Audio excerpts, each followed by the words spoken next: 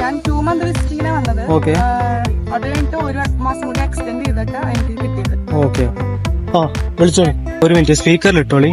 Hello hello ചേട്ടാ, അതെ ഞാന് ഒരു ഇവിടെ പറക്കും ബ്ലോഗ്സ് എന്ന് പറഞ്ഞൊരു യൂട്യൂബ് ചാനലിന് വന്നിട്ടുണ്ട് അടുത്തേക്ക്.